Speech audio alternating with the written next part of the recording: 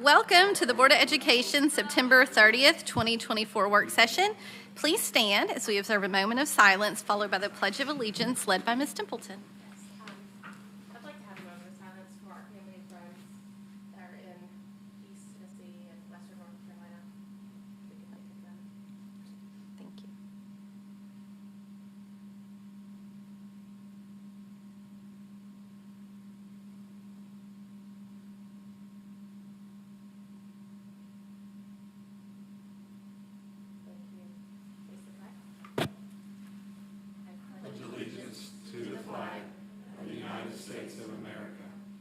To the republic for which it stands, one nation, under God, indivisible, with liberty and justice for all.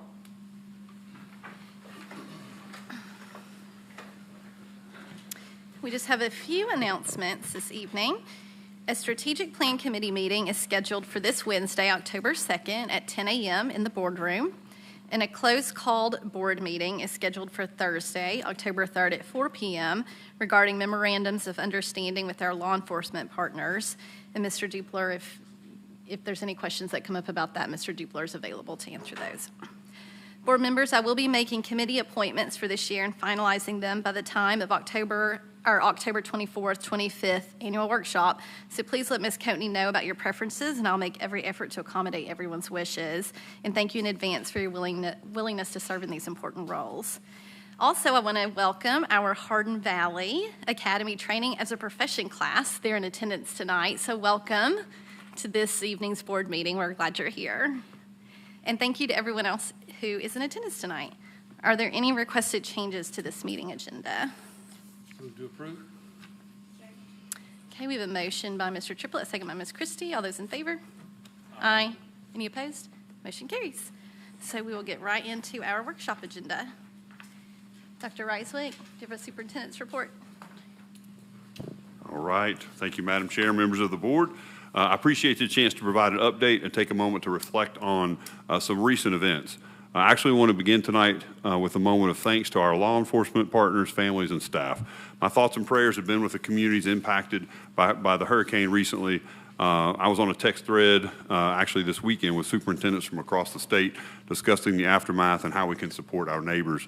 I think we're all reminded of, that could have gone west, right? We'd be in the same situation, but that turn east obviously has really impacted a lot of our Upper East Tennessee districts. So I want you all to know as the board that KCS will be helping to provide aid to impacted districts in Upper East Tennessee with resources such as bottled water, canned food. They've asked for cleanup materials, including tarps, rope, duct tape, and flashlights. So I was able to get hold of Dr. Adams last night, and we are going through our maintenance team and trying to help put some things together for a delivery that all surrounding counties are doing for them tomorrow afternoon. We'll take that to the drop-off point. So we do know that this will be a long recovery process. KCS will be proactively supporting the work of cleanup and restoration so our neighbors can maintain their academic mission, even in the wake of this tragedy. Again, want to thank our operations team for mobilizing quickly to answer this call for aid, and want to recognize our first responders who've been working around the clock to help as well with that.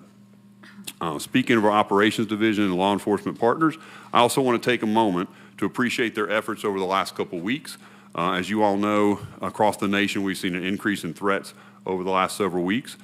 Families, I want you to know that we understand how concerning and how disruptive this can be. I also want to reassure you that we will continue to take every threat seriously. Please continue to say something when you see something. We have a text-to-tip app that's been helpful for us as well that can be downloaded. Students can report on that too anonymously, and we appreciate that. Over the last several weeks, our school-based staff have done a tremendous job of following the protocols and the safety plans. I've been in schools every week, and I'm proud of our leaders. I appreciate that they've been visible, present, and reassuring to our communities and to their communities in every situation. Been able to talk to a lot of them and just say, just the fact that the familiarity and the trust in who they are, the teachers and the principals, and just their reassuring everybody that it's okay and that they're following the protocols really goes a long way. I also really appreciate their communication and working with our communications department to get that timely communication out to families so that they're aware of what's going on. Families, I also want to thank you for your understanding and trust and for being an active part in keeping our schools safe. We said once, we said again that it's not just up to the schools and the school system. It's up to everybody to help us keep safe schools, and we appreciate that.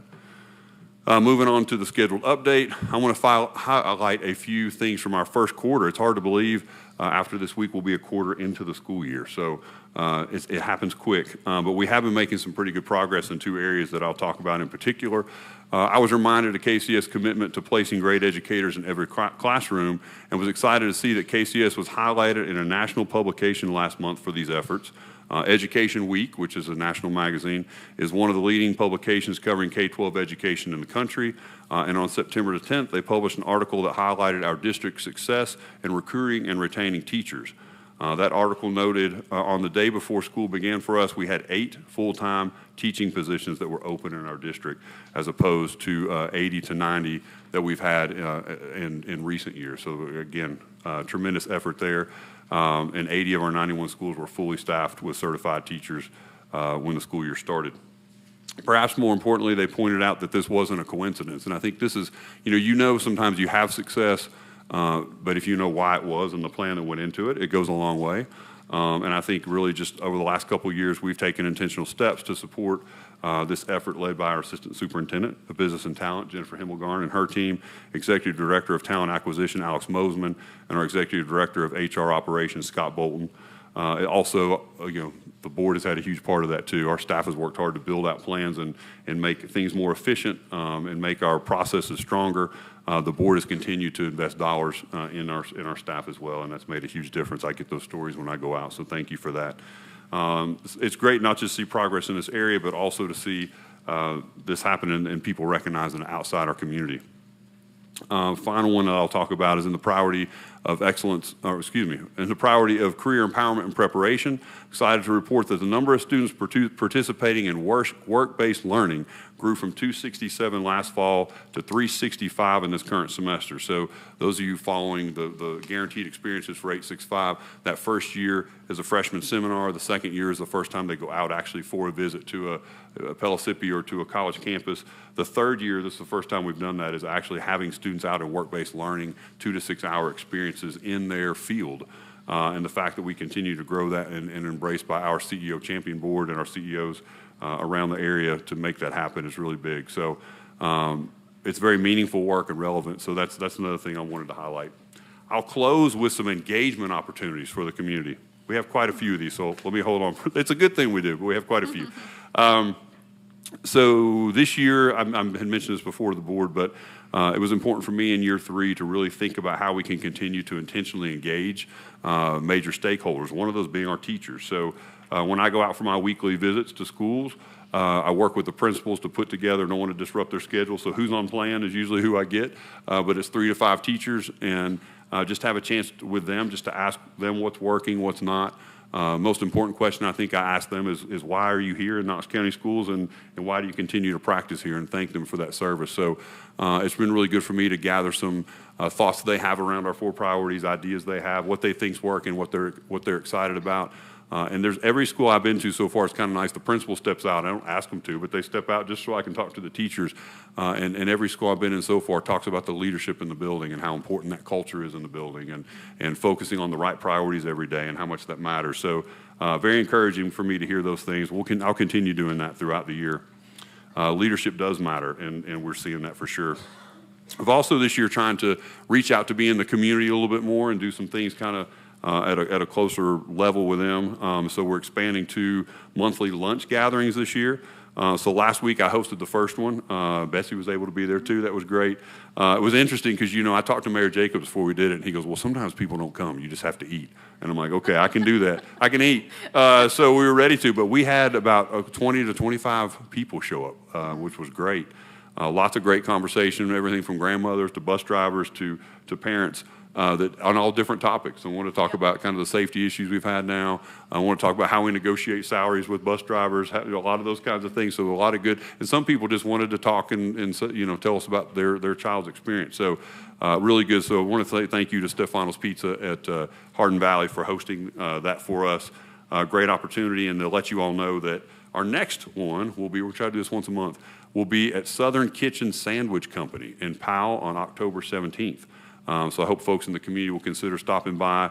Thank you to Christy Woods from our chief of staff. She was phenomenal. The tables I didn't get to, she was getting to be able to take notes and bring those back to. So it was just a good time to be able to talk to folks. A couple other ones. Also want to highlight an opportunity to engage in our development of our 5-year strategic plan.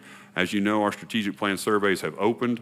I want to encourage families and staff to participate via the parent link that they received last week. Community members, you can also participate by going to our website.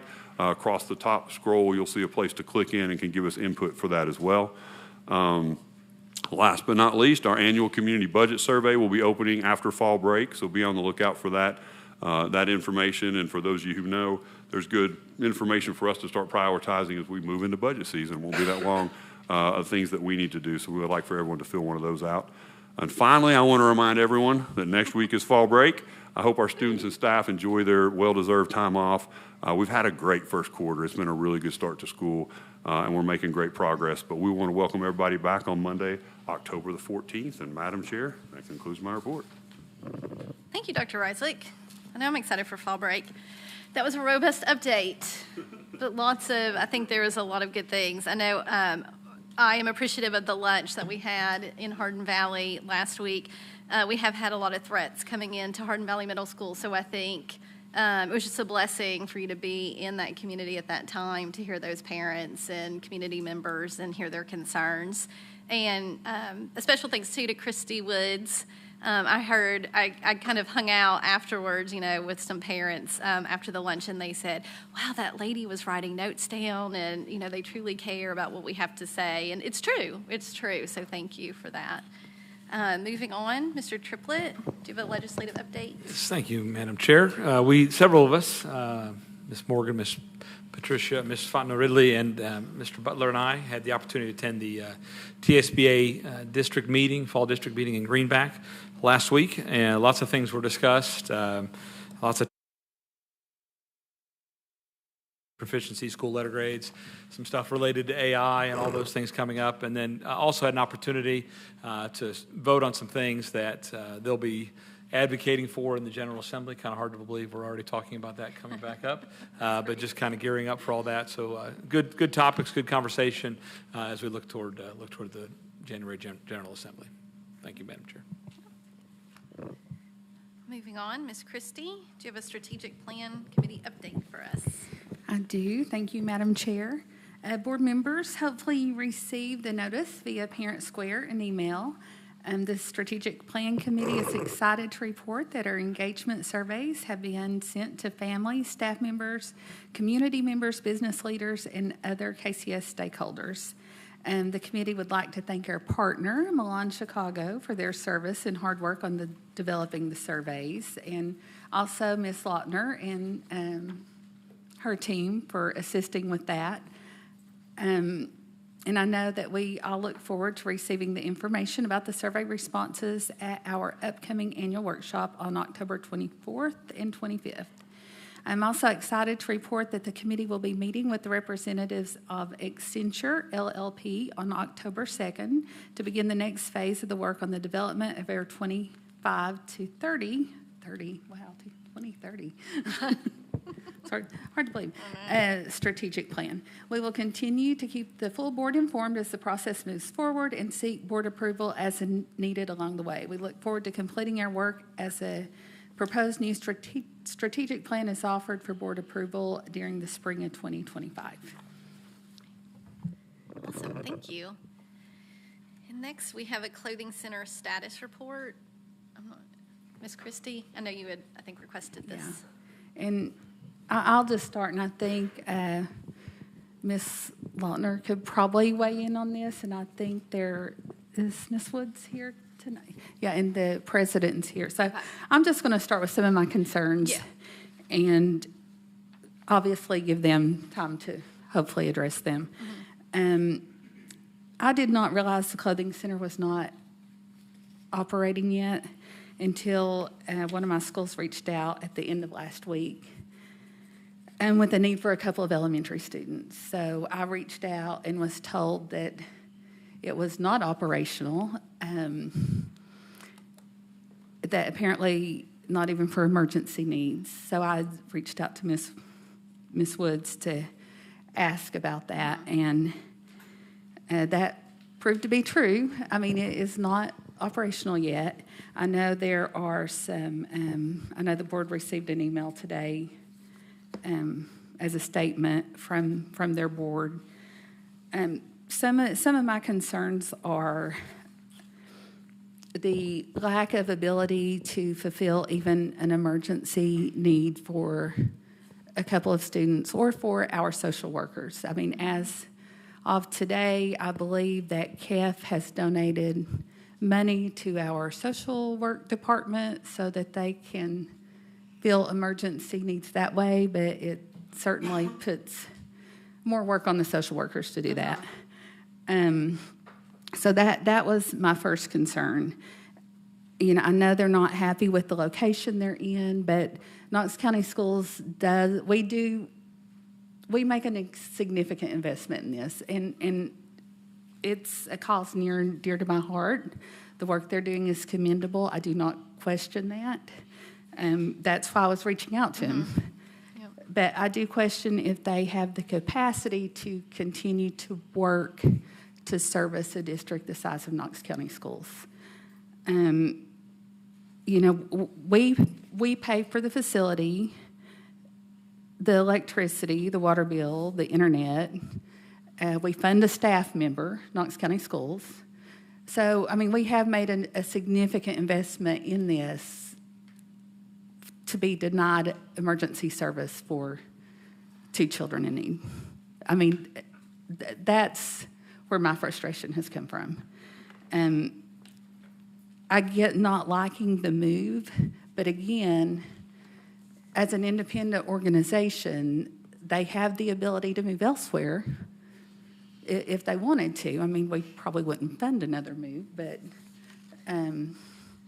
they do have that ability. So that's where my first concerns came in, is that these needs are not being met. I have asked twice. I mean, there were several reasons. I think there's some issues with the new system that has been created. Personally, I support the new system because my parents could not easily make it to either location. Mm-hmm. And it does work better for a lot of my families if they box it up and send it to the school by courier. I mean, we get emergency food home with kids. I'm sure we could get clothing home as well. I know there's some issues with that, but there was just a lot of back and forth coming. We need boxes. Knox County Schools bought boxes. Apparently, they weren't the right size.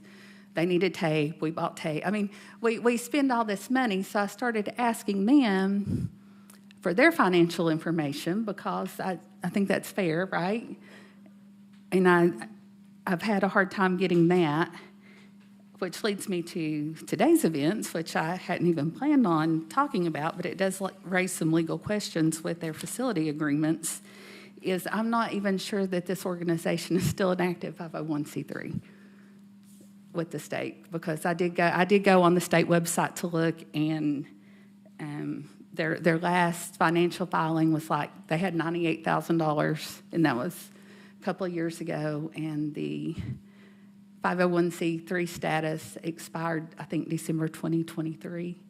So my question is, I know we're moving forward with hiring a position, and I just have some hesitations with continuing to invest money if the needs of the kids are not being met, and really that's the work they've done over the years is commendable.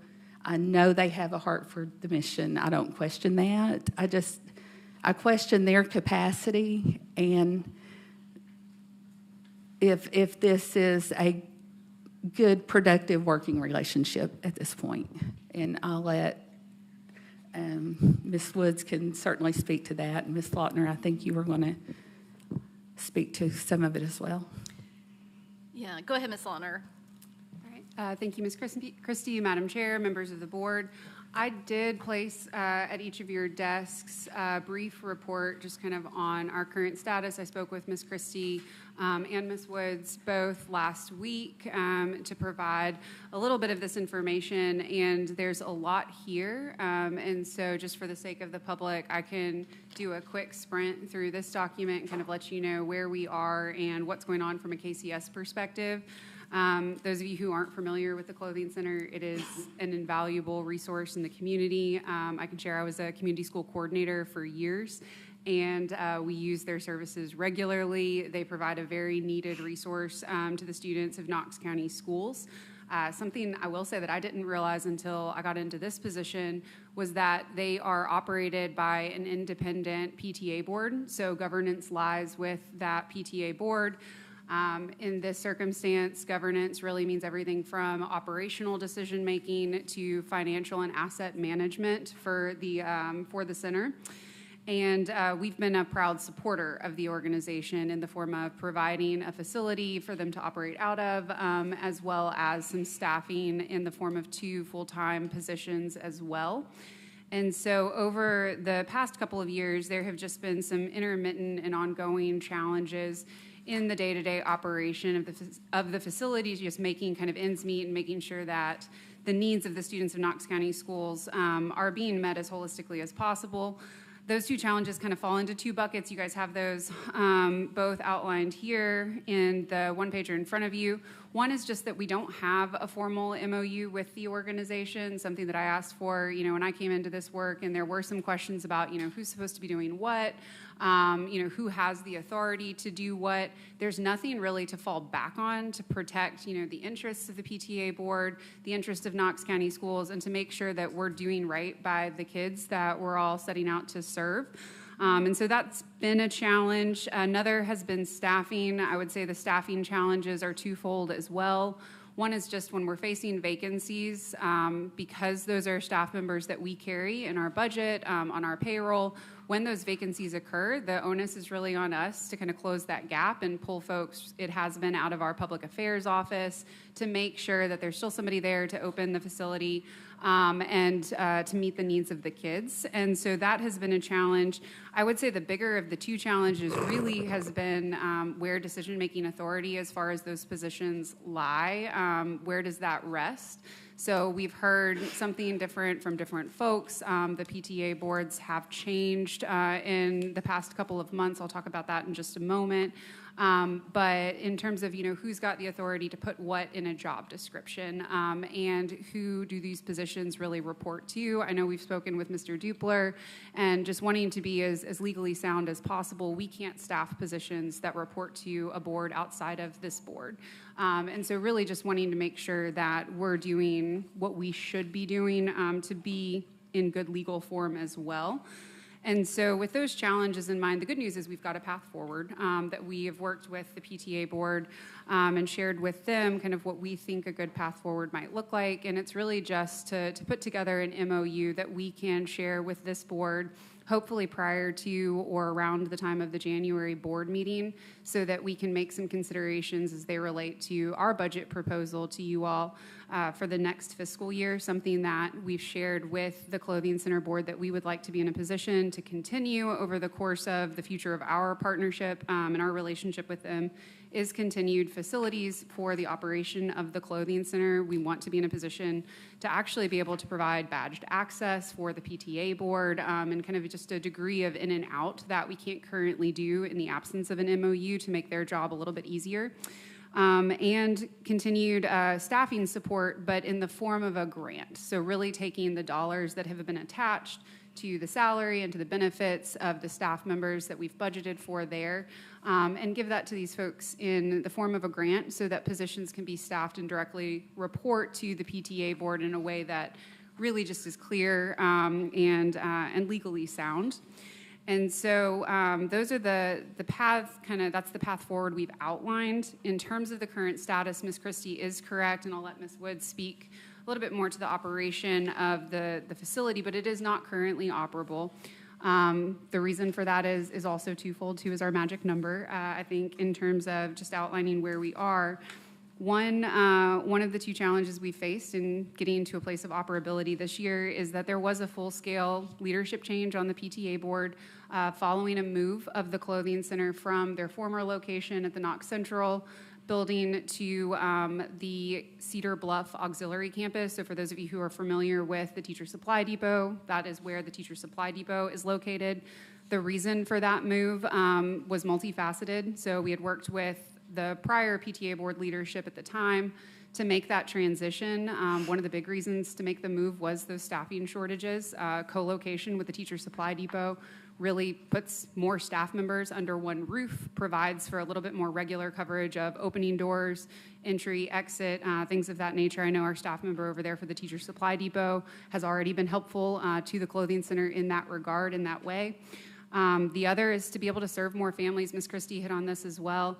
In a more innovative way. The Clothing Center has existed for a very long time, but we know poverty and need is not centered on any one community in Knox County. We know that it is everywhere, and that we have a very large system.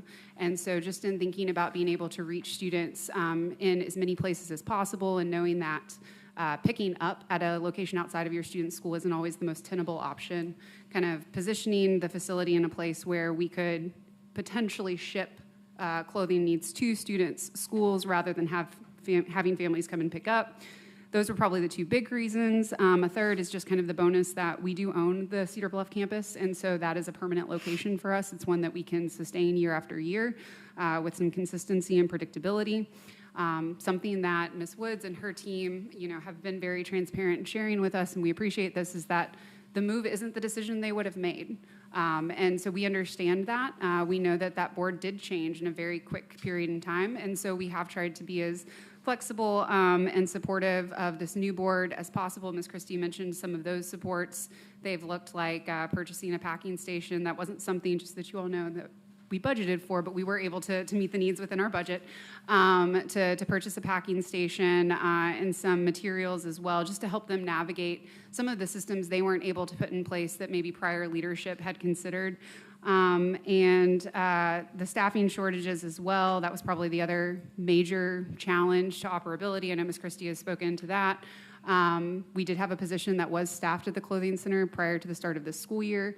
That individual did have to submit her resignation at the beginning of this school year, and so we have a vacancy that has been posted. That job just closed, and so we are currently in the process right now of redacting those job applications so that we can share them with the PTA board so they can be engaged in the hiring process with us, hopefully here very, very soon.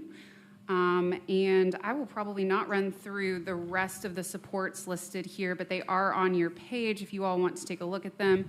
The last thing I would say, really I think is probably the most important update, which is really just the unmet clothing needs in the community. We do know this is an invaluable resource. The need doesn't go away simply because we're in a state of transition at the moment. Something that I will say is that Knox County finds a way, and so we do want to just thank our community partners. We have put a call out to the community. There are 3 partners in particular that have just gone above and beyond for us. The Knoxville Dream Center, Clothes for Kids, and Knox Education Foundation, so we do really appreciate them helping kind of just bridge the gap during this period of transition. And I would also say to you, I know you all are hearing from families as well. If you are aware of a need, please encourage families to reach out to their school social workers. School social workers know how to put students and families in touch with these resources in the community. Ms. Christie, does that cover? Yeah, there's, a couple of other things you reminded me of. One is we do not own the facility. Is that correct, Dr. Adams? That they were in on Central. That is owned by the county. I know when I first came on board, there was talk of wanting to sell that. I think, when you talk to the stability of the location, we do not physically own that building. I think that is a really important point to make. We do own the building, the one they're in now. I did have lunch with my principals today, and we did talk briefly about this, and they all pretty much weighed in and said they could help a lot more students if clothing did come to the school, and I think our social workers might have had some input in that, and I do appreciate that. But the other thing I wanted you touch on, because I do know that they've had a change in leadership on their board, which we all know sometimes that can affect how we want to operate. But am I correct in saying that the previous board had approached PI about concerns of having capacity to fill this? I mean, it was my understanding that they had already reached out to us with concerns about not having the capacity to continue. That is correct. So the challenges that I just cited, I know I went through them quickly, and there are a handful of them. They're not new. Really, I think this is just a change in doing business and thinking about the work a little bit differently in the post-COVID years. So around January of 2023, I do believe, and I'll look at Ms. Harrington, she can correct me if I'm wrong here, but the previous PTA board over the Clothing Center had reached out to Partners in Education about potentially creating a partnership there just to address some of the challenges in sustaining membership and board engagement that the organization had had that was really affecting operability of the facility and also their ability to scale. And I know Miss Woods is here too. And again, this is a mission that's near, and it's important, and which is why I felt like it needed to be raised to this level, because at the end of the day, the kids aren't getting the needs met in the most efficient manner. Yeah, I'm glad that you brought this up, because I had also heard concerns from parents and other schools. So I'm glad that you brought this to everyone's attention. And you answered some of my questions, Ms. Lautner, on, kind of a path forward. One being, kids still have needs even in that transition period. And I think it's important to know, I agree with Ms. Christie, we need to meet those families where they are. So how do we get those close to the schools? Because, oftentimes there's barriers for them to travel or get to the clothing center. And Ms. Woods, I want to give you an opportunity, and then we can go to questions if that's okay. Ms. Faulkner, really? Okay. Ms. Woods, would you like to come up and speak?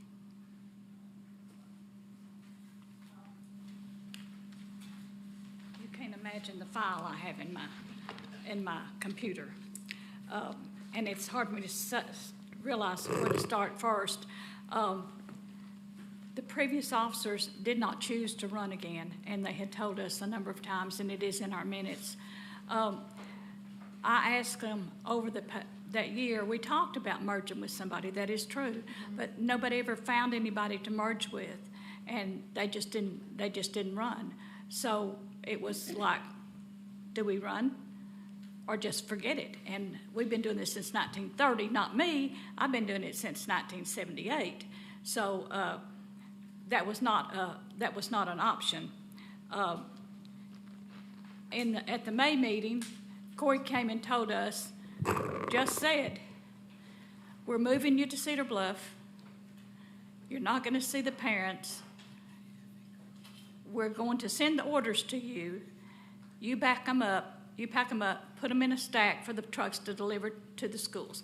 It would give that social. So my question was, who's going to fill out the order form?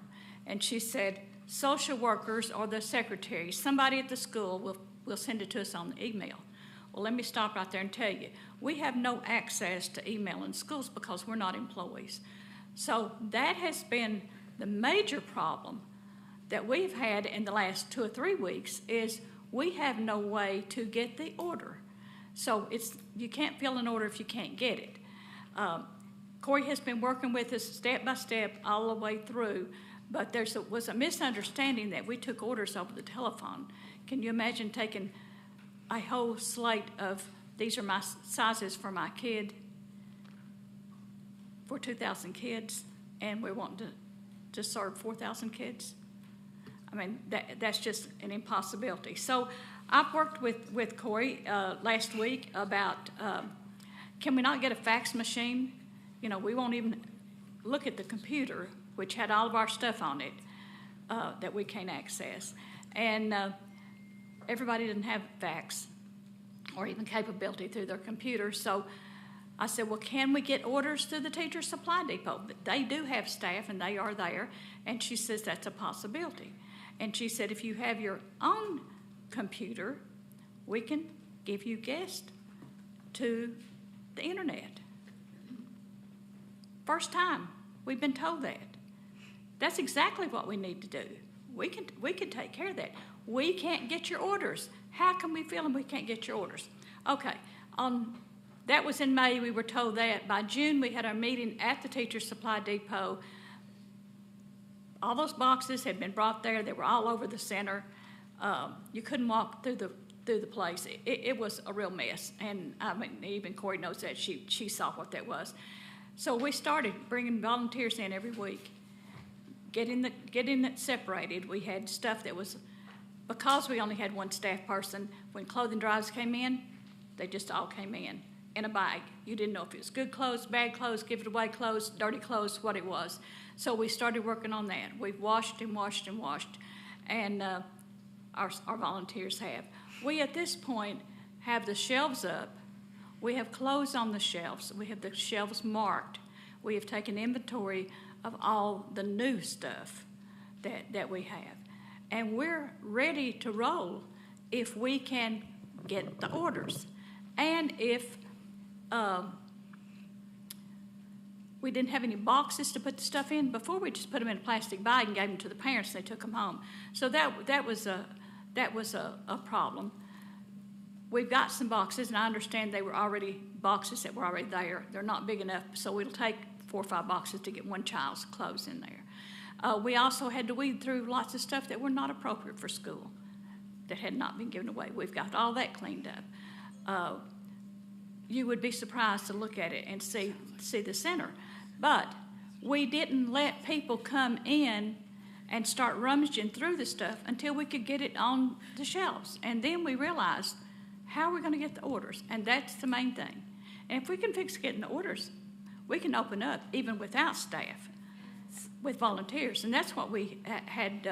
Ms. Woods, let me interrupt you a second. Sure. So it sounds like you're making progress. So there's been a lot of Right. issues that you guys have worked through, and you're making progress. So what do you need from us to make sure that you guys are up and running, to make sure kids are getting their clothing? We need because we had one employee and had asked for it, and the deadline was at the end of August, and we said we have to have 2 employees.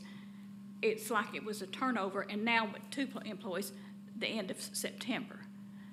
That's not a hazard to us because we have volunteers who will help fill orders, not on a full-time, everyday basis, but we would fill orders that would come in. It wouldn't matter. They're going to come in somehow when they get to us. We're going to fill the orders. We're going to stack them for the truck to go and take them. And that's not how we operated, but that's how it happened, and that's where we have accepted that because our interest is getting clothes on the back of the children. Yep.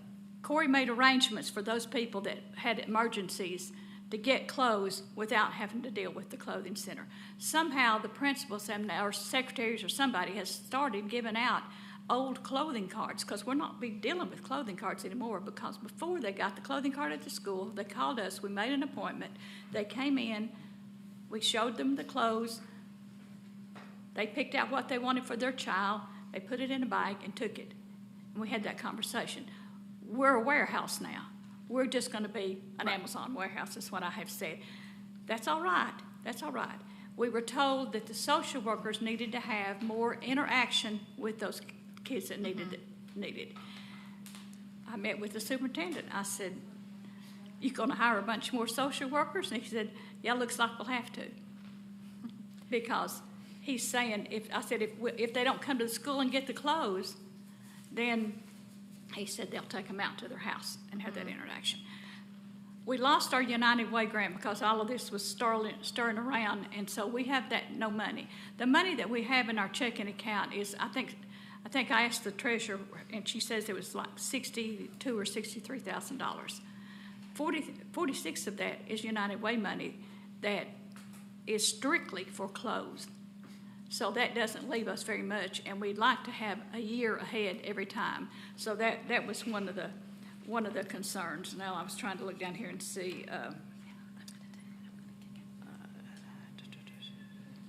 the Teacher Supply Depot and the Clothing Center PTA are two for different PTAs, two different 501c3s. And I don't know what Christy saw online because I haven't seen that either, but we do have our sales tax exempt, which we would have had to have our nonprofit statement, and the treasurer's not here, that goes through 27. It was given to us in 23 and goes through 27. So we do have that somewhere. I've got whole bunches of notes. I will tell you that I was there when we moved into Central Building 32 years ago, and we had no staff. Staff refused to come to that building, and so we had to start out with no staff. Susan Hager was on our board, and I called her and I said, we're going to move again. We got no staff, or we've got one staff. At that time, we thought Cassandra was going to stay. And besides that, and we paid her during the summer because she was off y'all's contract. And she came and helped us lay out, set up, and do what she did 32 years ago, put us back into pieces that we could work from. I don't know what else we can do. You know, we've got the clothes.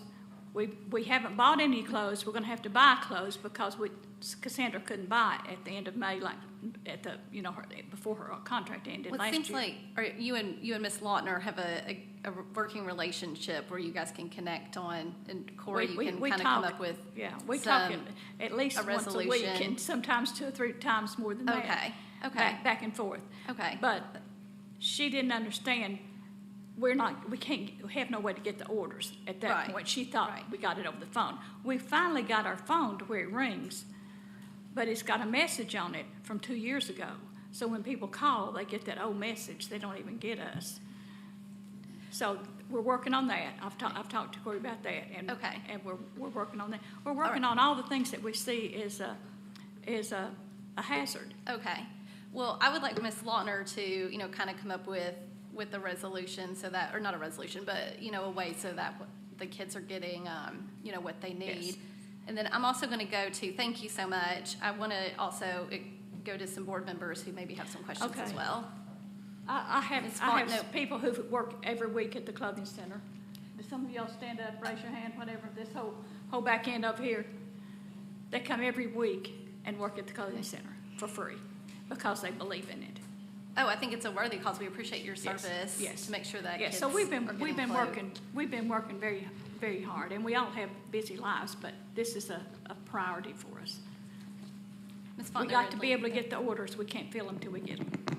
Thank you. Ms. Fontenay Ridley. First of all, I want to thank you for your dedication to the children of Knox County Schools. I, as a teacher, see the difference it makes when they have clothes that are cool and kids want to wear.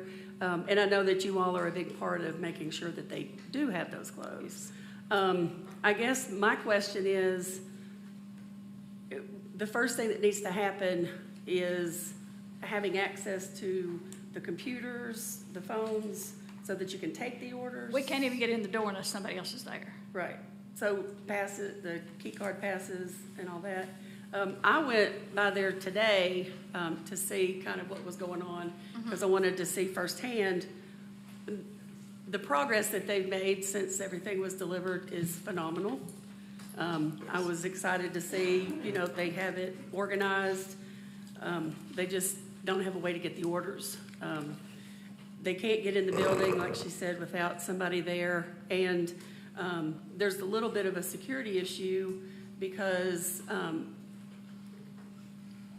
when I got there, the maintenance department had left the doors open so that they could bring stuff in and out.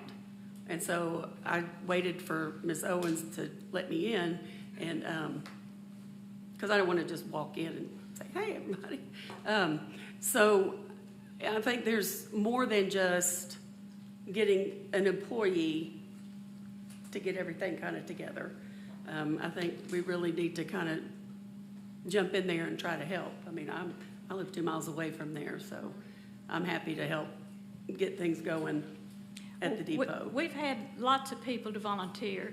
The social workers did receive a letter from us talking about what the problems was and why the delay. So they were aware of that. I just think the school secretaries weren't aware of it, and that's why they handed those cards out. But the social workers were aware of it. And thank you, Patricia. Ms. Christie, do you have a question or discussion or comment? Well, I do have, I have some concerns about the task we are asking Ms. Lautner to do because, you know, she's doing a lot of other things right now with the strategic plan. And I can tell you from my communications with her, it sounds like she has invested an incredible amount of time and resources into trying to make this work. So I do think we need to check with her. I mean, as an independent organization, if we are, if we're funding the space, the staff, the infrastructure, and Ms. Lautner's coming up with the systems, I guess I'm looking from a financial standpoint. If we're saying next year we're going to give money to this organization, in addition to doing all of this, I mean, it almost sounds like we are doing the operation while answering to an outside board, I guess is my concern. And I don't know legally if that, I don't know. I just have some questions, I guess, also. And I know Gary's checking into them if there might be some legal questions there. And as far as the tax exempt, I just looked on the state website for registered charities, and the last financial statement was in 2022, and it had expired in 2023. So, I mean, they might have their IRS tax exemption, but with the state website, it doesn't look like they're active. Yeah. I mean, I agree with you. I think we need a plan that works for the next 10 to 20 years to make sure it's sustainable. And Miss Morgan, I used to call you Lauren. Miss Morgan. Thank you, Madam Chair. First of all, Ms. Woods, thank you for your dedication to clothing our children and doing what you do, and for all your volunteers. I know that takes a lot of time to take on such an endeavor, and it is important for our students and our children in Knox County to be clothed and fed to be able to learn well, and so we appreciate that.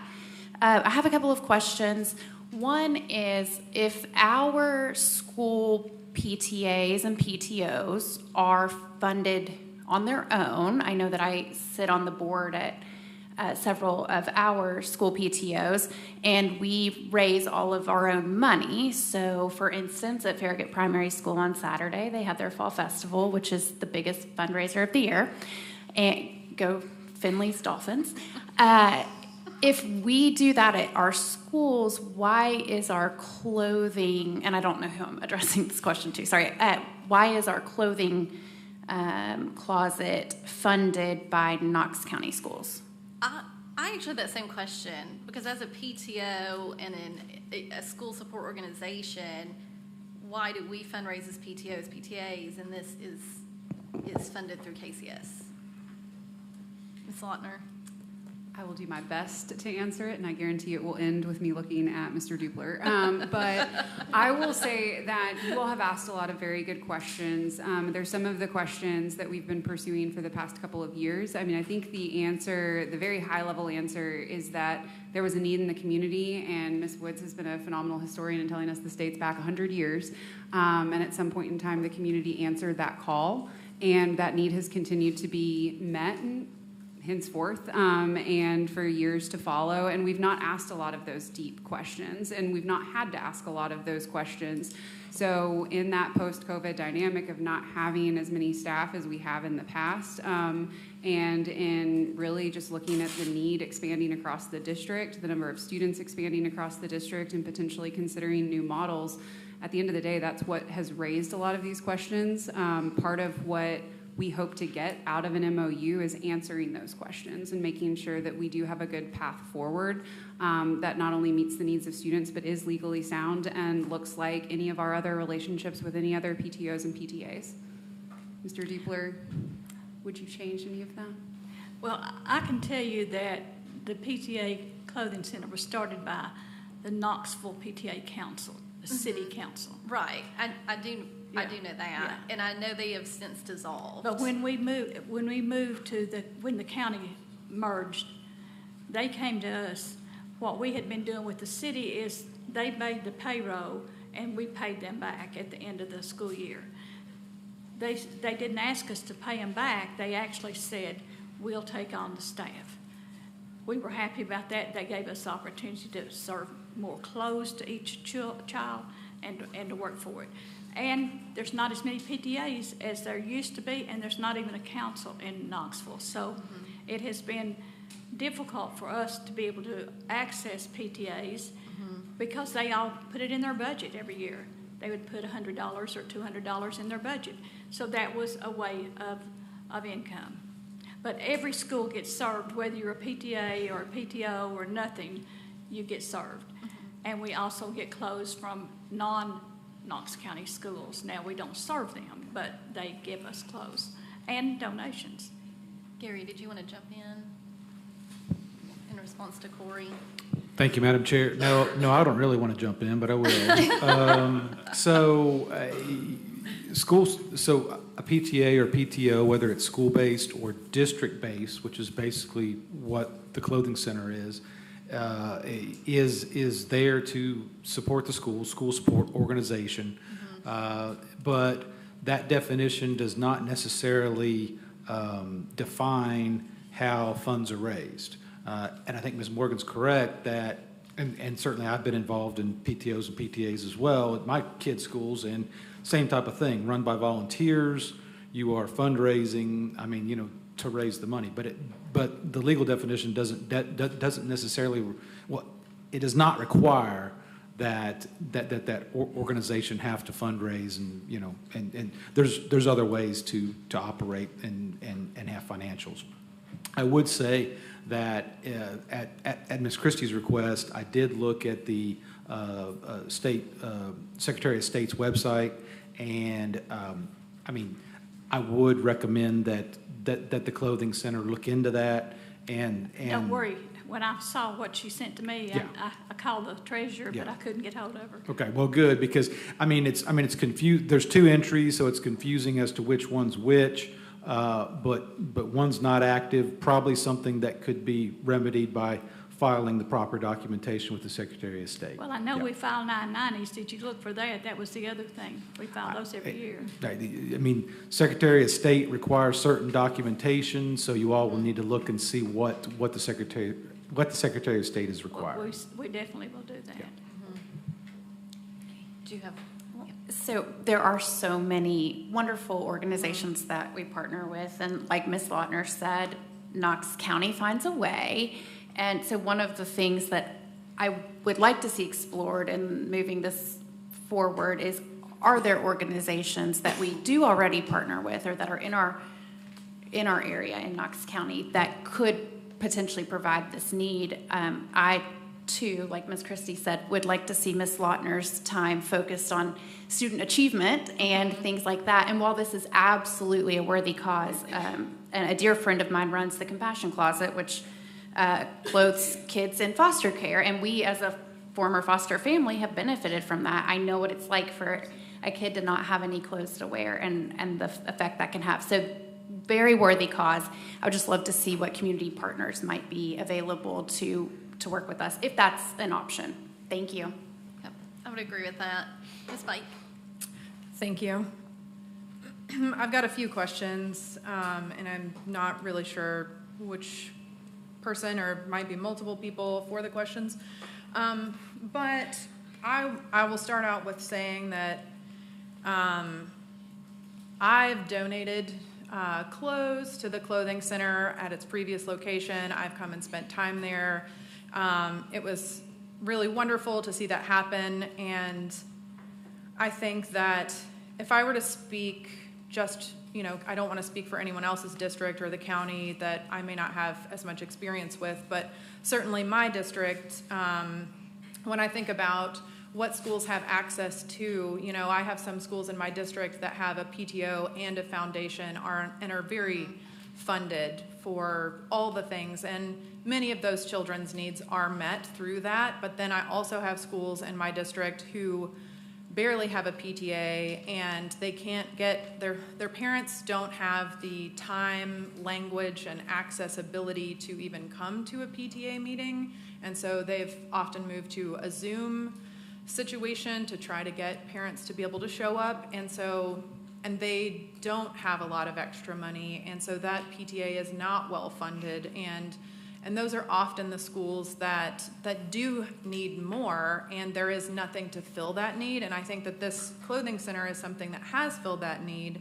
And in my experience, when I've gone there and talked to people and really investigated this, having the social workers and the families be able to come and pick out something, and kind of letting the kids and the families have a dignity of choice of going in and not just saying, here's your box of clothes, you wear what someone else picked out for you. I think it's important to be able to let those families kind of choose. But I will understand that social workers have a relationship with families and are able to do that. But there's still something about being able to choose your own things and not being like, no one really wants to be a charity case. And if you have the ability to choose, that takes a lot of that away. And so that's where I think that this organization is really important. And honestly, I would consider this kind of a community partner, but maybe it has run a course where it needed some support or restructuring or something like that. It sounds like that there's a lot of experience with you all in providing clothing for families and students that need it. And so moving into my questions, I'm curious how much notice was given for this move? Does anyone? We were told in May that we were moving. And so what was the timing between the notice and the move? Ms. Lautner. So I will say that that's a very personal question. So it probably depends on if you're asking, at what point were we talking with the PTA leadership of the clothing center at the time. And so that group looks very different now than it did then. And so this conversation really predates my time in this seat, is what I will say. So going all the way back to that conversation that the previous board had with PIE, and just thinking about the fact that they did have a need for thinking differently about their service model. That was a conversation that had been going on for a very long time. Ms. Woods is correct. The conversation regarding the formal transition and the logistics behind that move, the timing of that move, we did have that conversation in May, but that was not the first time we had discussed the move. So I will say the prior PTA president had worked very closely with our social work department, probably for 2 or 3 months prior to the actual conversation in May. So there were some systems and some planning conversations that had to take place to determine whether or not this would be a viable service model moving forward. So that was almost a semester-long process.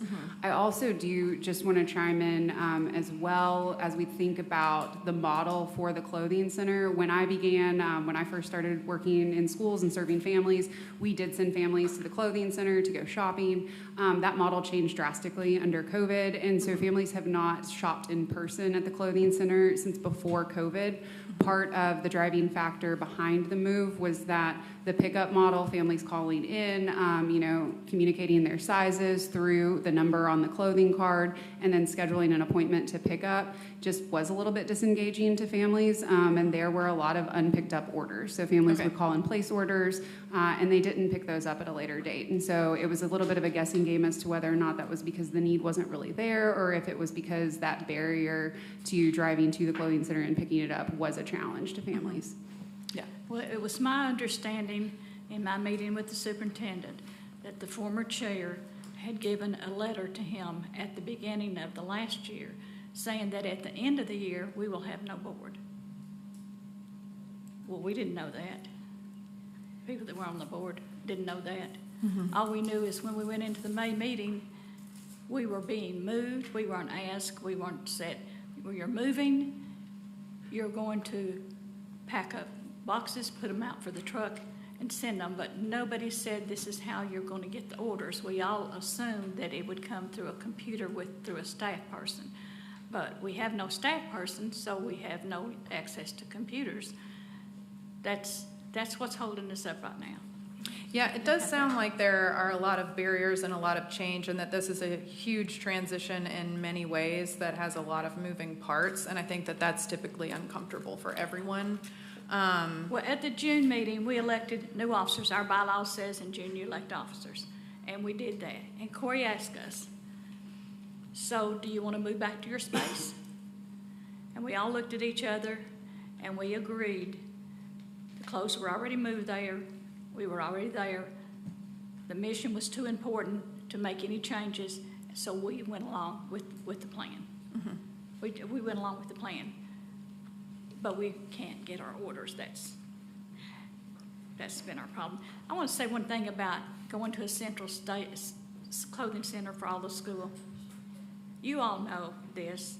When you start handing clothes down to brothers and sisters or to somebody else in that school that the older child has worn that, somebody's going to say, oh, that was my sister's shirt. I never did like that. Kids are cruel like that. Or she was supposed to give that to me instead of giving it to somebody else. When they go to the clothing center, the used clothes in particular, they never get back to that same school. It's a whole model that's been working for almost 100 years. So, Ms. Pike, do you have any more questions? I'm just trying to get through everybody. Yeah, 'cause we no, have to that's, get to I the whole understand it. agenda. I can talk about the clothing center forever. And I definitely understand the issues with security, and I would like to see this not go away, and I would like, or to transition too much from what it is, but I definitely see all the points that everyone's bringing up. Security is a concern for us because we're not right at the door. We don't know these people. If parents come to the door that's locked, because the doors are always locked, do we open the door and let them in? Yeah. We don't know who they are. Right. So getting the orders and sending them out of the truck is the best way for that to happen. So am I to be correct that, because I haven't been to the new location to see kind of the setup, is that it's within one of our buildings, and so that there are key cards and key card access is necessary? Yeah, but there's kindergartners downstairs, and so none of us have access, so somebody opens the door, but they know who we are, that we're coming there. Ms. Lautner, do you want to? There is a pre-K facility also in that campus, but the campus is a split level. So the level that the clothing center is located on has ground level access. It's the same level that the teacher supply depot is located on. It is true that you do need key card access into the facility. Something that we hope to rectify through an MOU is getting badged access to members of the clothing center board. That's something we have another model for. Community school coordinators are the same in that it's a community partner who we've granted key card access to through the MOU that has been approved by the board. Short of that, we are relying on the staff member at the teacher supply depot to let PTA Clothing Center board members in and out as needed. And I think since it deals with security, let's kind of move on. Sure.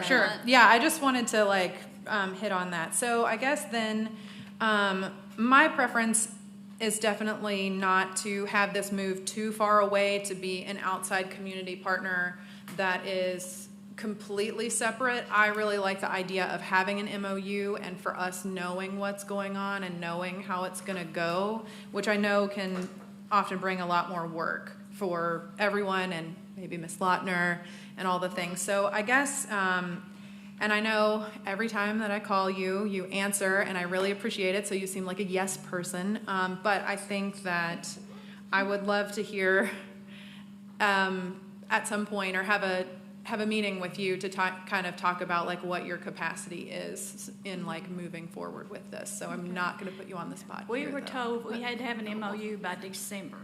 So that was not our priority. Our priority was getting the clothing center up and running, and then we realized we can't run without orders. Right. Ms. That's Slaughter, I think you're MOU going to is our respond to next Ms. Light. step, yeah. I will not address that immediately because it does sound like that's more of a conversation. But I do want to say the point that we're in right now, and part of the complication that has gotten us to where we are, is really understanding what our lane is and what our lane is not. And so this is a very unconventional relationship. We do not have another analog for it. And so something that I want to be very cognizant of, and I just want you all to hear that as well, is making sure that we're not making decisions on behalf of another organization. So the move has been one that has not been well received by the current PTA board. And so something that we have been very, very cautious of in entering into this semester are making decisions and putting systems in place on behalf of another organization.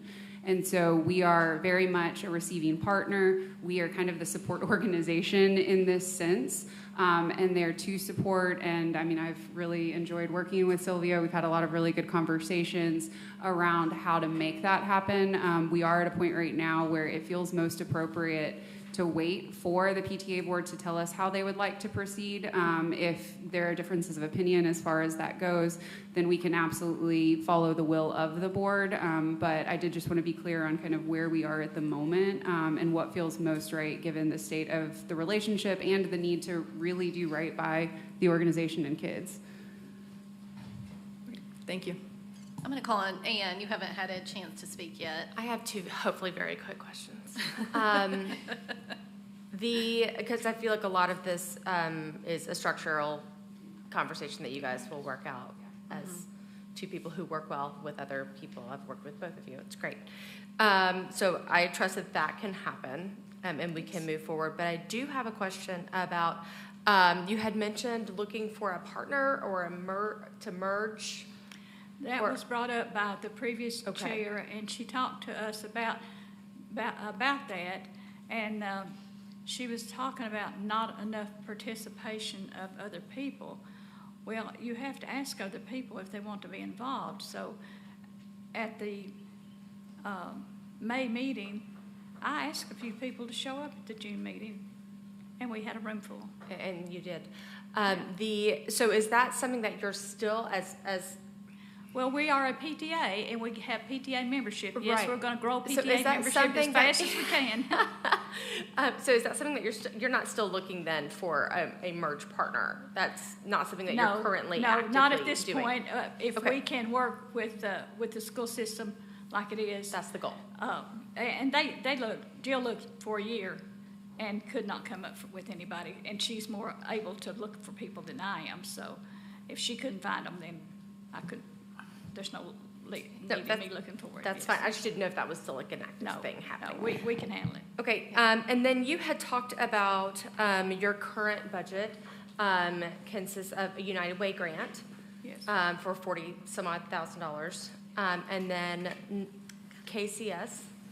Hopefully, through this MOU would possibly be a grant. With the funder. MOU, we is our anticipation that the employees will stay on the KCS for the rest of this year, but I have to have that MOU with them. Right, and then that would, Because y'all it will was work already, out those it are was the already logistics that budgeted. y'all At are first, doing. we didn't think we were going to get that, and then through negotiations, through the teacher supply depot and talking with the superintendent, we realized the money was there for us.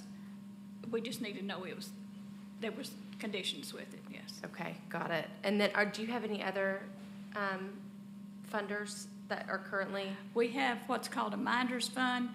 It was something set up, was there when I went there in 78. Somebody that was a principal in her trust fund. So we get maybe $1,500 a year from there. But we can fundraise. We just haven't started to fundraise because we've been so busy with this. And I can fundraise, and I know people to go to. And I have always given to the Clothing Center all those years. I give to the Clothing Center every year. And I give to the United Way every year. And there's a room in United Way that's named Harold and Sylvia Woods for the work that we've done for United Way. So it's not just, I have no contacts. I do have contacts. And I've already told them, and I told the superintendent, we would need to raise $100,000 a year. And that's when I thought we had to pay for all the salaries. But that while I can do that, I'm not sure it can sustain doing that. So help from the school system would be helpful. Okay, especially on a regular basis. Yeah. Right. Okay, those were my questions. Thank you. Steve, we haven't heard from you. Let's. Yeah, a couple things. Nobody's questioning the need here. I think everybody finds the value in it and what it can accomplish and the good it can provide for our students. The question is really structure and organization. I agree with Ms. Templeton. The problem is we can't move forward without an MOU. We can't do anything. Funding, facility, we really shouldn't be doing anything. Maybe I should ask you. We really shouldn't be doing anything without an MOU. Is that correct?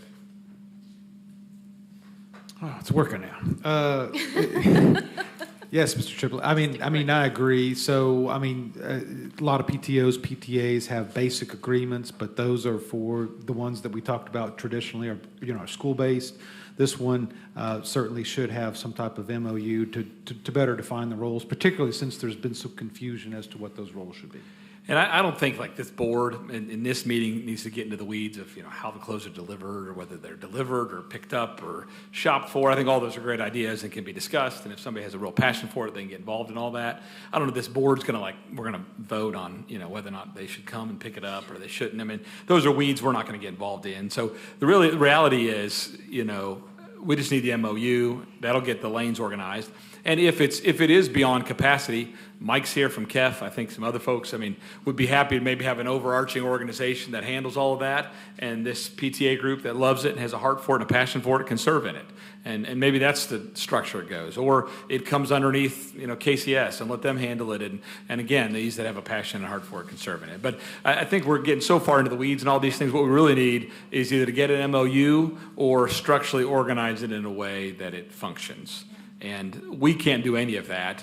You all have to do that. Well, and so it was a real surprise for us. We've been working with Knox County Schools since 87 or 86 or whatever year it was emerged, and we've never had this approach to us before till this year. And it's like, what's different? We've always worked together.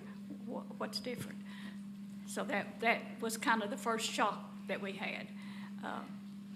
So we'd always trust each other and work together. I'm going to take two more comments, Ms. Christie and Ms. Fontenot Ridley. And that's kind of the reason I elevated it to the board, Steve, is, when I was getting all these replies, knowing that we did not have a working agreement, I felt like it was a conversation bigger than me at that point. And certainly knowing that other board members may feel very differently about it, which is why I put it on the agenda. I would have one request of the clothing center in the spirit of working together, and that would be, you have volunteers in the building every day, you have clothing on the shelves.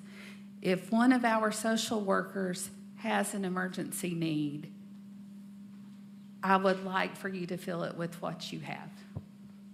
So how do we get the request? Well, they can bring it to you. I work in healthcare. We Well, have yeah, all electronic charting. This is, I think, what we have Yeah. if the computers go down, we still take care of our patients. So my request is, I'm not saying everybody, but if a social worker comes with an emergency need for a child and you have what they need in your facility, that you fill it with what you have. That's my only request. Yeah, and we don't have volunteers in the center every day. We have about 3 days a week. We have somebody there. I'm going to take one more comment. We want to fill orders. We are dying to fill orders. It is October, and we've not been able to fill an order. Ms. Woods, I'm going to take one more comment Okay. so we can continue on with the agenda. Ms. Fontenot Ridley. Thank you. So I guess the pressing question right now is, how are we going to get the clothes out? Do we need to get the computers up and running? I understand the need for the MOU. I do. We've already sent a form that should go out to the schools and to the social workers that says this is what we need, and it can just be emailed back to us, faxed back to us, sent to the teacher supply depot, whatever we've done. Corey and I are trying to work some way out that we can get the orders. So what I'm wondering is, how quickly can we get them access to what they need? It seems like the holdup is being able to get the orders. Ms. Lautner. So I'll put it this way, because that is a very direct question and it should have a very direct answer. And that's kind of the situation that we've been in for a couple of months now. And so what we have been told is that this is an independent organization. We fully respect that and we appreciate everything that they have done, and we do not want to tread on those toes. When we work with partner organizations, we do not dictate how they serve us. So what we do is we take their resource guides, we take their instructions, and our social workers use those resources. I can list 5 or 6 right now. I listed 3 when I talked about the unmet clothing needs and the organizations that are currently meeting those needs. We reach out to them, we say we have a need, and they say, all right, either let us know or fill out this form. Or, I mean, the process is different for every single organization, but the organization determines that process. Unfortunately, you all have found us in a moment in time in which that has not been clear. And at the moment that is clear, we will proceed. We will share that information with our schools. I told Ms. Woods, if it is a fax machine, we're probably going to have to do some training for some of our staff, but that's something we're willing to engage in. Not all of our schools have a fax machine. But whatever that process is, we will comply with that process. This has been a complicated discussion. I have heard a couple of times, fix it and create the system. We worked very, very closely with the last PTA board to create a working system. That PTA board did change, and that has put us in a very uncomfortable position in the absence of an MOU, and I do not want to be in a position of creating a system now and appearing as if we are dictating that to an outside organization. It's not something we do with any of our other partners, and so I am not in a position to give you that answer, but I will say when that answer is given, we are ready to share that with our schools and push that information out to them. So can we be a guest on the internet without having to order internet put into the school? That's what we're looking for. We will make sure that we have a computer and a printer. But I didn't learn that until Friday, that we could be given approval to bring our computer in, hook it up as a guest to the internet, and they already have the form that could be shared. And once that happens, we're ready. With volunteers, even without staff, we're ready. Do you have any other questions? No, thank you. Okay. That's kind of what I was hoping to hear, that they can have access as soon as possible. Okay. Thanks. Thank you, Ms. Wood, for Thank you. for all you do for our community, and thank you for being here tonight. I think this was an important discussion, so thank you, Ms. I had 4 Christie, for meetings putting. tonight, and I chose you all. You've got to understand that. It is important. It is an important need Yes, for sure. This was, Yeah. excuse me, Thank this is you. a priority. And thanks, Ms. Christie, for bringing this up. I think it was a discussion that we needed to have for sure. All right, moving into our regular agenda then. Start with 5C, items and contracts. Does anyone have any questions or discussion on items 1 or 2? 3 or 4? 5 or 6? 7 or 8? 9 or 10? 11 or 12? 13 or 14? 15 or 16? Oh, all right. Moving on to board policies. And these are all second readings, so they were on last month's agenda. 6A or B? C or D? E or F? G or H? I or J? K, L, or M? N or O? Not quite the whole alphabet, but getting there. Okay. Moving on then to grants. 7A or B? C or D? Oh. Okay. Contracts. 8A or B? C or D? Mr. Triplett? Oh, you look like, oh, all right, E. Let's move on to E. Mr. Triplett. Sorry, I know we're trying to move us on, but I wanted to toss this up to Dr. Adams with the Halls Middle School project. I know we're using a new form of some construction and want to give him an opportunity to kind of explain that. Thank you, Mr. Triplett, Madam Chair, members of the board. So as you all know, that we're looking at more effective and efficient operations, and so I'm very excited to say that a couple years ago, we did some research on ICF, which is insulated concrete form. And what we're looking at is not only more energy efficient buildings, but also to really fast track the construction process. I did ask Mr. Shover to speak on that a little bit tonight, and he did bring a guest with him, Vice President Stanfield. And he's with Sherman Carter Barnhart Architects. So if you don't mind, Mr. Shover, you can speak to that. And we've got some models for you all. We waited until the end of the meeting because we didn't want you distracted. So you do have some Legos to play with, so We have enjoy. our own fidget toys. Yes, sir, those are yours to keep. Ooh. Thank you. No concrete, though. I know.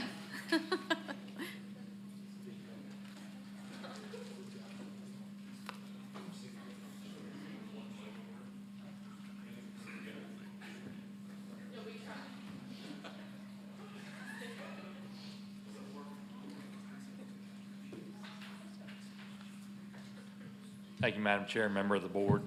As Dr. Adams said, he and I, independent of one another, both went to seminars about 2 years ago and came back and said, hey, you know, this is something we really need to think about. I went to a 3-day seminar in Bowling Green about energy efficient design in schools, and it was about the time that I came on board with schools. And I went to see, okay, what is it that we need to be doing to be more energy efficient and sustainable in our schools? And actually, I came away from there realizing that Knox County Schools was already doing a lot of the things that were talked about. And most of the low-hanging fruit, we were taking advantage of those things. And if we were going to take a leap, it was going to take doing something in a way that we've traditionally not done it. And insulated concrete forms was one of those things. It results in a system that is quicker to build, it's more energy efficient, which means it's less expensive to operate, it's more resilient. I'm going to let Kenny Stanfield speak to that in a moment, a little more specifically. But I've given everybody just a sample of the piece today. Again, I've since the seminar that I went to in Bowling Green, and I think Dr. Adams had heard about it in the seminar he was in, we've tried to find an opportunity to explore it with Knox County Schools, but not necessarily to jump into the deep end. So we didn't want to do an entire building out of it until everybody had a little bit of a comfort level with it. So we've looked for a project, and with the limited scope of work at the Halls project, it seemed like a good fit to try to do it. So when we issued the request for qualifications for design services, we put a stipulation in there that we were very interested in learning about respondents' experience with ICF, particularly in school construction. As a result of the review of those responses, we selected Sherman Carter Barnhart, who, as best we can tell, is probably the preeminent architect for this type of building in this part of the country. I'll stand and answer questions, but I'm really going to let Mr. Stanfield talk a little bit.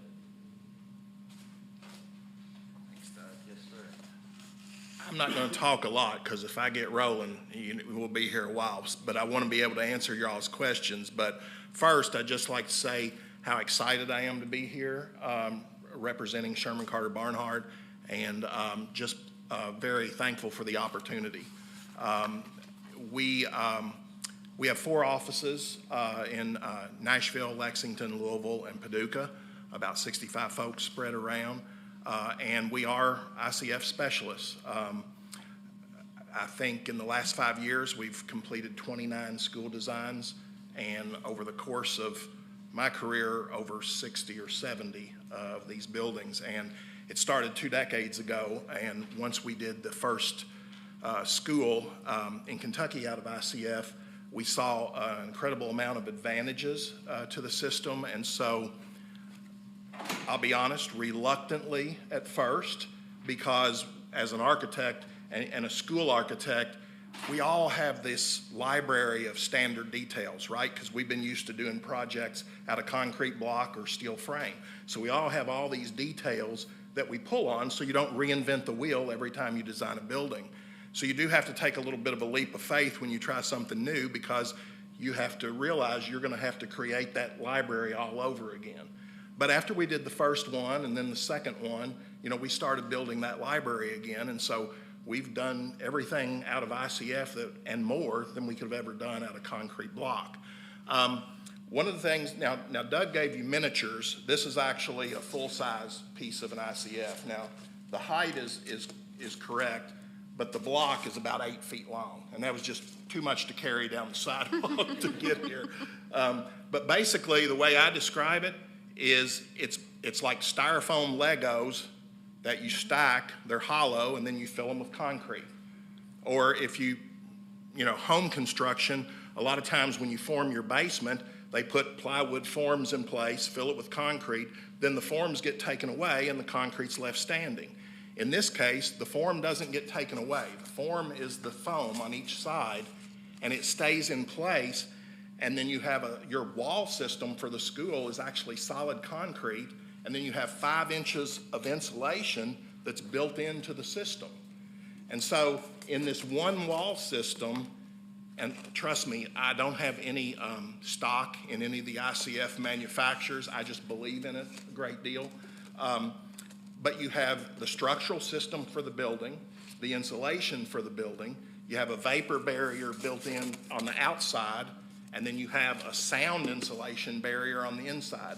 So you can build the wall system with fewer trades and a lot fewer people. 3 or 4 guys can stack this stuff, then they brace it temporarily. They put rebar steel in it to strengthen it, and then fill it with concrete. And this becomes the shell for the building. Some of the things that Doug mentioned, it is environmentally, it's a great product, energy efficiency. The strength is another thing. It's extremely disaster resilient, as you might imagine, because this particular form is 6 inches of concrete. If we were doing a gymnasium, it would be 12 inches of concrete. So it does provide a great deal of strength. We're doing some projects right now where some school districts have gotten grants from FEMA to do storm shelters. And with the ICF wall, we didn't have to change anything. Concrete block, you got to do a lot of different things that cost a lot of extra money. But with this product, we didn't change size or anything. You just put rebar in to cap the roof because you want to tie that in together. So you basically have a concrete bunker for a shelter. And so that's basically the story with ICF. As I said, we've been doing it for 2 decades now. And I'd say about 98% of every school we do is now ICF. And so with that, again, I don't want to keep talking. I want to be able to answer the questions that you all may have. So I'll try to stump me. I'll be happy to share our experience. In my limited construction knowledge, I am aware that we really like to change things in the future. Use rooms that are possibly for something else. Tear down walls, maybe build a wall in the middle. How does this, with your concrete in the middle, does that make that easier, harder, or is this just an exterior wall and not an interior wall?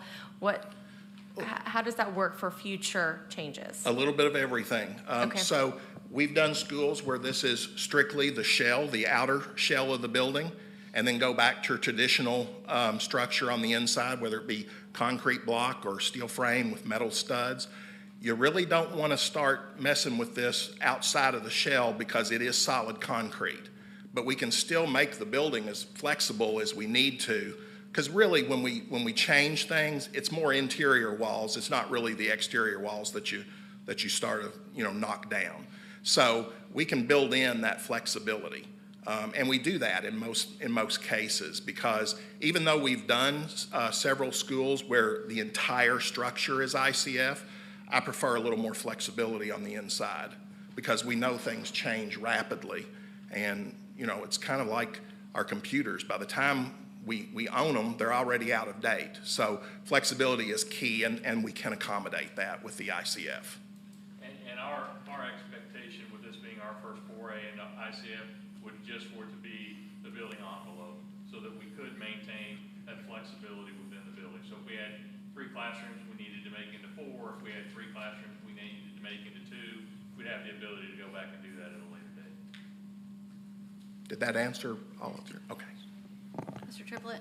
How much quicker, how much cheaper? You got like percentages on that, kind of a general idea of how much quicker and how much cheaper it is? Right now, the wall system is running about 75 cents to $1 cheaper than a concrete block system with the whole assembly. So it is cheaper than concrete block. As far as, what was your other, you asked? Quicker. Quicker. Yep, faster and cheaper. What I can tell you is that on the schools that we've done ICF, every school that we do in this part of the country, you're going to have to go through a winter. There's just no way, whether you're building an addition or a new school, you're going to go through a winter. With this product, you don't have that slowdown in the dead of winter because it's already insulated. So when you pour concrete into it, it can be 60 degrees or 6 degrees, and the concrete can still cure, and you can go faster. The first school we did out of this, we were able to cut 2.5 months off the build schedule. And so, you all are a large school district. When you start a construction project, you got a deadline that you have to plan for, so you can't afford to miss those kind of deadlines, and some of them are going to be tight. So this definitely can shave time off of the actual build, and then also be more, cost efficient as well. I think about it in terms of, Kenny said that panel in reality is 8 feet long, and it's 2 feet high. I think about the number of concrete blocks that make up an 8-foot run by a 2-foot high run, and I think about a mason buttering that block with mortar, setting it in place, tapping it into place, making sure it's level. Doing that, this again with another block, to the point that he's done an 8-foot run by 2-foot run, whereas opposed to myself, Kenny, anybody in here picks up that block, sets it, and then sets the next one. I can't conceive of a way that it's not incredibly quicker. And there's one other thing that I would mention as the trades are building this. If you're building out a concrete block, your electrician and your plumber has to be there as they build the wall because they've got to run conduits and piping up through the concrete block wall. That doesn't happen here. The walls go up so much quicker that by the time the electricians and plumbers need to be there, we're going to have a roof on the building. And so they can work out of the weather. And the way that they actually do it is they just take a hot knife and they cut, and then they run the conduit right inside the foam. So they don't ever have to be inside the structure. And so that also not only makes it go quicker, but anytime you can get your trades working in a better environment, the quality of the building's just going to be better. So if it's in the middle of the winter and they've got a roof over their heads when they're roughing in for plumbing and electrical, the end product's just going to be better. Dr. Adams, did you want to? Thank you, Madam Chair. I just wanted to address Mr. Triplett's question. If you remember with Mill Creek, I know you remember, one of our biggest. How I remember. Yeah, well, one of the biggest complications with that project were masons. Yeah. And so this ensures that we don't run into those problems. And I don't, the construction business is unpredictable, but I do know that has been an ongoing problem with construction. And one thing I just want to add, I promised I wasn't going to keep talking, but when we have a lot of relationships, this is just one product. There's about 6 on the market that typically are in the school market. But we reached out to Nudura, and this is this product, and we said, we're going to be looking at a school project in Knoxville. And so they said, well, before the project bids, we'll get in there and we'll do some certification classes for trades. So one of the things that anytime you do something new, right, you want to make sure that your contractors are familiar with it. And so I think that will be a good advantage to have some of those certification courses. And there's really more than one trade that can install this.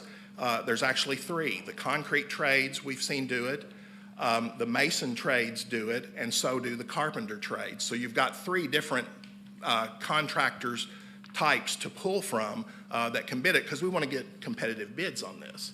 But that is one thing. I'm actually a certified installer myself, although you don't want me building your building. I'm much better drawing it on paper. But my whole team is certified, just so that we understand how the buildings that we're putting on paper go together. And so getting out with the trades in the community, getting them a comfort level, I think will be an advantage. Dr. Wilson, Can I say something else about that real quick? Yeah, go ahead. Again, when I was trying to wrap my head around this and whether it was something that I thought we ought to pursue, I had been to, I think by now I've been to 3 different seminars and heard the people that sell it for a living hawking it, and obviously it's the greatest thing since sliced bread when they're selling it. In 2 of those instances, I had an opportunity to go out to schools that were under construction on an arranged tour with the manufacturer. Well, I got there earlier than the manufacturer was going to get there, so that I could go into the trailer and talk to the superintendent and walk around with the superintendent, who are the folks that are installing this stuff in the field, and get their take on it. And to a man or woman, everyone that I spoke to spoke extremely highly of the system. Dr. Wilson, let's certify some of those Hulse high school construction kids in this while they're out there. I was just saying to Corey, as a side note, I said, if and when all this goes down, like what a cool thing for some of our construction and engineering classes to get to go see take place. That's cool. It's neat. Yeah. Patricia? Thank you. You look at me like, what's she going to say now? No. I like the idea of the insulation and everything, but it being made out of compressed styrofoam, basically, right? Mm-hmm. How does it wear over time? Like, is it going to break down and cause weakness in the walls, or is it going to stay forever? It actually doesn't break down, and in some cases that's a bad thing, like when we try to get rid of styrofoam cups, right? But actually this product, if and when a building is torn down, can actually be recycled. But it doesn't degrade. And then the things you see here black, these are made out of plastic, but these struts are embedded into the ICF foam. And so if you attach brick ties or metal panels or anything to the outside, it actually is adhered, it's screwed in right here. So the foam is never part of the structural system. When we're done, it's just an extremely good insulation, but it won't degrade over time. Lauren? Thank you, Madam Chair. Thank you for being here tonight. Love the innovation, love thinking outside the box, and I think I can speak for everybody in Farragut when I say we're excited to see how this shapes up at Halls when we come to look at building a new school out there. This is exciting. Love it. Thank you. Awesome. Any other questions or discussion? No? Thank you so much for being here and for, Doug? Y'all are welcome to keep the samples. If you want to turn them back in at the end of the night, that's fine too. We want to build something. Yeah, did they all go together? Did they all fit together? They stack together, They just, yes. yeah. Thank you all again. We Thank appreciate you. it. Thank you. We like it when people bring toys. All right, moving on. That was E. How about F? 8F. I'll give everybody a second to get back on their agendas.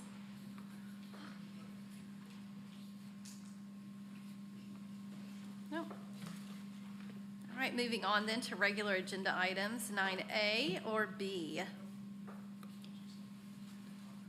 No. All right then. Do we have any public forum speakers? Oh my goodness, we have no public forum speakers signed up. We will then move on to board forum. Reverend Butler?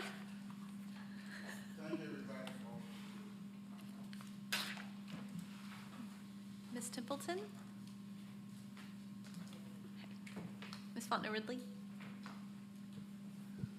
I think I've said enough. Mr. Triplett? Ms. Morgan? I just wanted to reiterate some points that Dr. Eiswick hit on at the beginning and just say thank you to everybody who has worked so hard and just been so diligently following safety protocols and communicating with parents and letting everybody know just how things are going. I felt wonderful as a parent to be able to send my kids to school when we were in the height of the threats, and it was so great as a board member to be able to tell other parents that I felt good about sending my kids to school knowing that they're safe there, and I know it's because of the work of you guys and your teams and everybody, so thank you all very much. Thank you. Mr. Wright? Ms. Christie? I just want to say I agree. Thank you for your report tonight. I think it's been a hard couple weeks, whether it's been the threats at our schools. And, I have a daughter at Hardin Valley Middle School where they had several threats, and I felt safe sending my child to school. With that said, I hope that children get the message that this is not okay. We cannot not do this. There are adult consequences to these things. And then with the weather this weekend, our communities have seen a lot of hard times.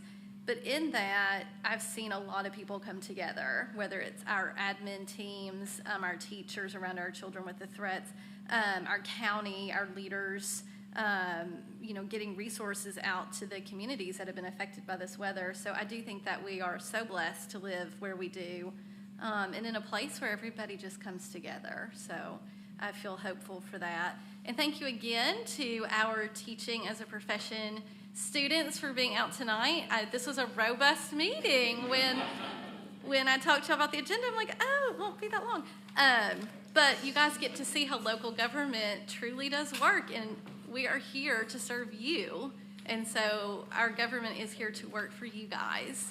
So thank you so much for being here, and I hope everybody has a wonderful fall break, and we will be back here Thursday evening. With that, we are adjourned.